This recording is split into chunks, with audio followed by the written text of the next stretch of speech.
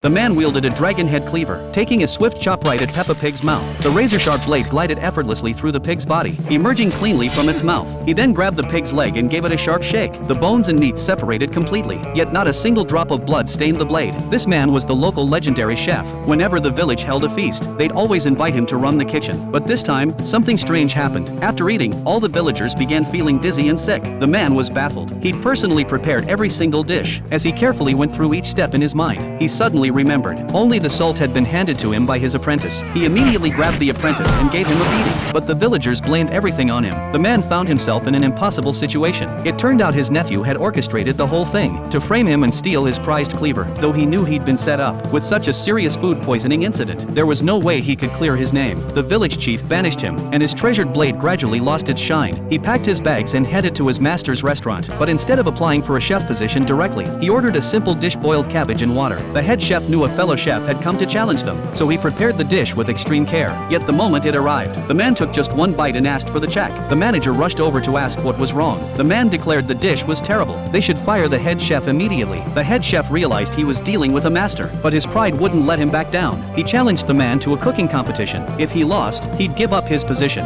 This was exactly what the man wanted. He accepted without hesitation. Their challenge: prepare a duck dish. The head chef took one glance and memorized the duck's bone structure. Soon both had finished their dishes. The manager tasted the head chef's duck and immediately gave it high praise, but the man found it mediocre at best. Curious, the manager looked at his cold duck, then reached out to touch it, only to burn his hand on the skin. The duck began to crack open, releasing steam. The man had coated the duck's skin with sugar glaze, creating an insulating effect. He also knew duck meat was naturally cool. Contact with metal would make it tough quickly, so he processed the entire duck using only his internal energy. The manager took a bite and found it incredibly delicious. The head chef tasted it and immediately admitted defeat. The man smoothly became the restaurant's new head chef, but his sous chef who'd helped with the duck still wasn't convinced. He insisted on a knife skills competition. The man walked to the fish tank and scooped up a fish, swiftly slicing it into thin sashimi. After the sliced fish was plated, its skeleton was still swimming in the tank. At that moment, he was completely won over.